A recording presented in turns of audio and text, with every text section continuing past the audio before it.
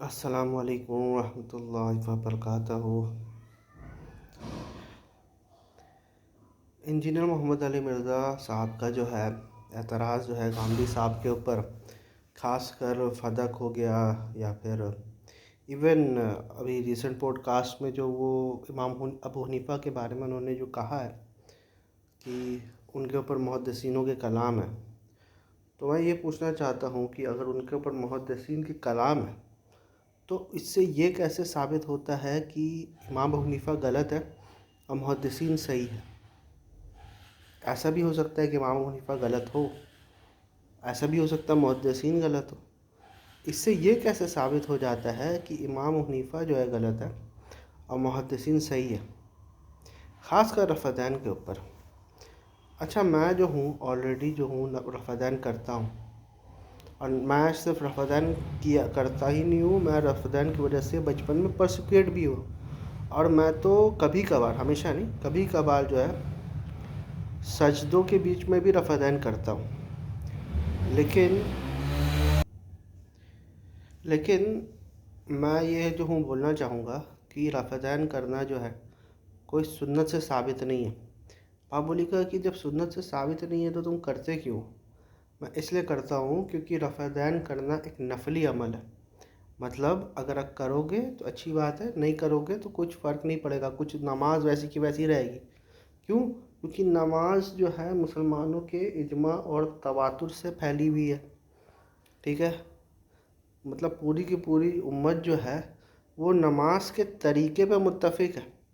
جو بھی نماز کے طریقے میں جو ڈفرینسز آتا ہے نا، وہ حدیثوں کی وجہ سے، ہاتھ کہاں باندھنا ہے، ہاتھ کہاں اٹھانا ہے، رفع دین کرنا ہے یا نہیں کرنا، یہ جو بھی ڈفرینسز آئے ہیں نماز میں، وہ حدیثوں کی وجہ سے۔ اگر آپ مسلمانوں کی عملی تواتر دیکھو گے، مسلمانوں کی عملی تواتر، جب بھی علی بھائی سے یہ کہا جاتا ہے کہ مسلمانوں کا اجماع تواتر سے سنت پھیلی ہے، تو وہ یہ بولتے ہیں کہ کہاں کا اجماع آپ لیجئے گا؟ آپ بریلویوں کا لیجئے گا، دیوبندیوں کا لیجئے گا، آپ عرب کا لیجئے گا، آپ کس کا اجماع لیجئے گا؟ میں بولتا ہوں بھیا پوری امت کا بریلویوں کے اجماع کے بارے میں بات تھوڑی نہ ہو رہی ہے، دیوبندیوں کے اجماع کے بارے میں بات تھوڑی نہ ہو رہی ہے، پوری امت کے اجماع کے بارے میں بات ہو رہی ہے۔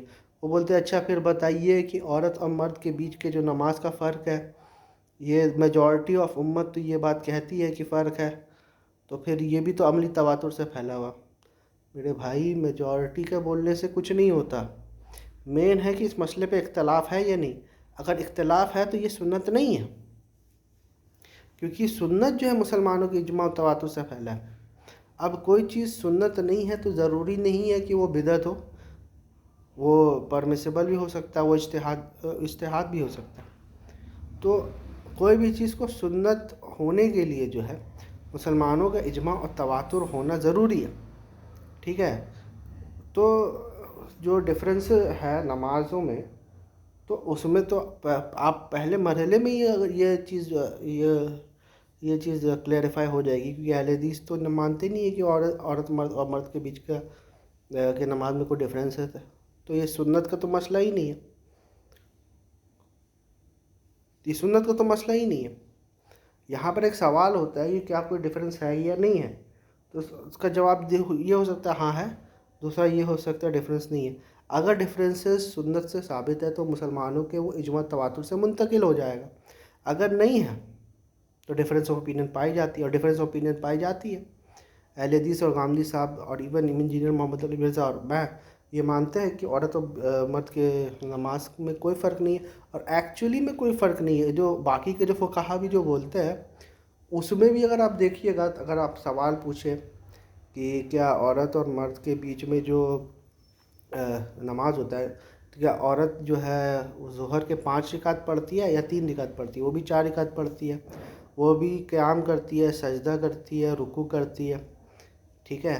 وہ بھی سیم چیز پڑھتی ہے اذکار نماز کے اندر جو کہ مرد پڑھتے ہیں۔ ڈفرینس کہاں جاتا ہے؟ ڈفرینس کیفیت کے اوپر آ جاتا ہے، طریقے پر نہیں آتا، طریقہ سب کا سیم ہے، کیفیت کے اوپر۔ کیفیت کیا کہ عورت تھوڑا سا جو ہے شرما کے، تھوڑا سا سکڑ کے پڑھتی ہے، اور مرد جو ہے پھیل کے پڑھ سکتا ہے۔ یہ ان کے فطرت کے اوپر ڈیپینڈ کرتا ہے کہ عورت اتنا پھیل کے نماز نہیں پڑھے گی۔ اب جسٹ امیجن جس طرح سے اہل حدیث جو ہے ٹانگیں کھینچ کے جو ہے مسجد میں کھڑے رہتے ہیں، ٹھیک ہے، اس طرح سے کیا عورتیں بھی ویسی کر کے جو ہے اللہ اکبر کرے گی کیا، ہاتھ ایک دم ایسے کر کے؟ آپ جسٹ امیجن کرو نا، خود اہل حدیث یہ چیز نہیں فالو کرے گی، وہ بھی سمٹ کے نماز پڑھے گی. تو اس میں تو سنت و بدعت کوئی مسئلہ ہی نہیں ہے تو ہوتا. ٹھیک ہے.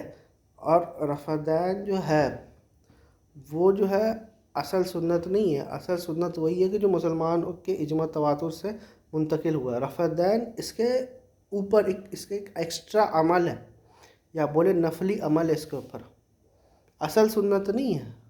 اصل سنت وہی ہے جو مسلمانوں کے اجماع تواتر سے منتقل ہوا ہے، جس پر سب مسلمانوں کا اتفاق ہے، جو بیسک سٹرکچر ہے نماز کا، جس کے بنا نماز مکمل ہی نہیں ہوتی ہے، وہ اصل سنت ہے.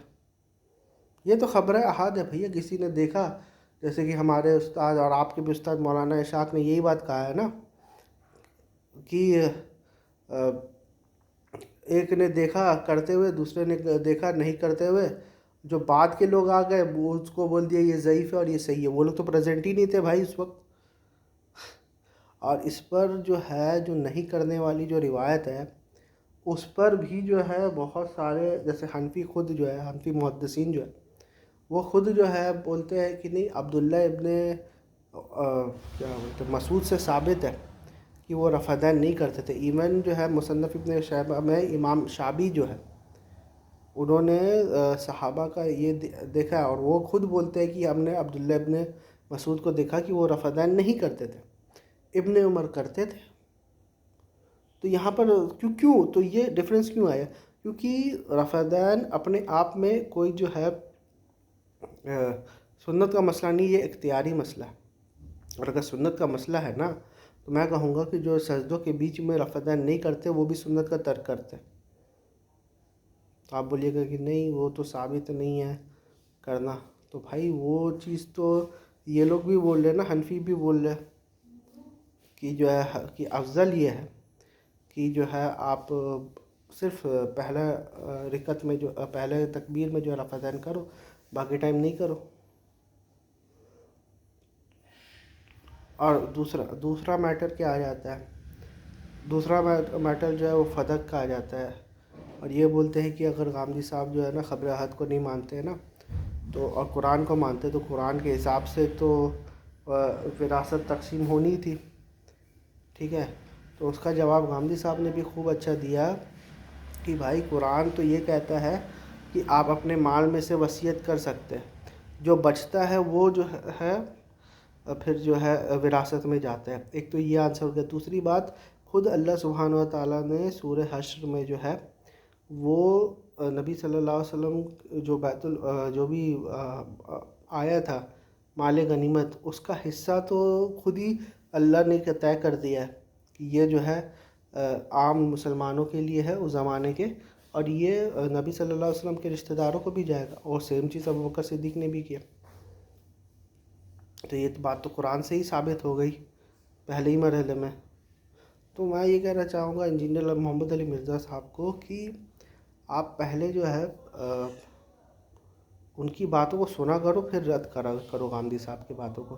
اس سے پہلے بھی جو اہل بیت کے مسئلے میں آپ کو لگ رہا تھا کہ آپ بہت جو ہے بڑا تیر مار رہے ہو، لیکن جب غامدی صاحب کا جواب آتا ہے نا وہ ایک دم باؤنڈری پار جاتا ہے آپ کا بال. عام طور پہ تو انجینئر محمد علی مرزا سب کے بال کو جو ہے باؤنڈری کے باہر کرتے ہیں، اور انجینئر محمد علی مرزا کے بال کو باؤنڈری کے باہر غامدی صاحب کرتے ہیں. جب علی بھائی یہ بات کہہ رہے تھے نا کہ جابر بن عبداللہ والی بات کی کہ ارے وہ تو بیویاں تو کیا ہوتی ہیں، ان کو طلاق دے دو تو پھر وہ اہل بیت کیسے، وہ تو اپنی گھر چلے جاتی ہے، بچوں کو تو کوئی طلاق دے نہیں سکتا. تو اس کا جواب تو بھائی کامن سینس بھی ہے، اور سب سے بڑی بات تو ہے اس کا جواب تو قرآن نے خود دیا ہے کہ نبی صلی اللہ علیہ وسلم کی بیویوں کو آپ طلاق دے ہی نہیں سکتے. تو یہ لاجک تو یہاں پر قرآن کے اگینسٹ ہے. اگر یہ لاجک کسی نے پیش کیا ہے تو بہت بڑا بلنڈر ہے ان کا. اگر جابر بن عبداللہ رضی اللہ تعالیٰ عنہ نے یہ کیا ہے، ویسے ہمیں نہیں لگتا کہ انہوں نے ایسا کیا ہے، کیونکہ دوسرے روایت میں آتا ہے کہ وہ بولتے کہ وائفس آف دا پروفٹ اہل بیت ہیں. تو ایک روایت میں وہ یہ بولیں گے، دوسری روایت میں اس کا جسٹ الٹ بولیں گے. ایسا تو ایون الزامی جواب کے لیے بھی جو ہے نا دوسرے کو جو ہے مطلب اہل بیت سے نکال کے تو وہ پیش نہیں کریں گے نا. تو ہمارے حساب سے تو جابر بن عبداللہ نے جو بات یہ کہی ہے وہ غلط کہی ہے، لیکن بالفرض انہوں نے کہی بھی ہوتی تب بھی ایک دم قرآن کے اگینسٹ بات انہوں نے کہی ہے. یہ اگزامپل تو خود قرآن کے اگینسٹ چلا جاتا ہے، خاص کر نبی صلی اللہ علیہ وسلم کے پوائنٹ آف ویو سے.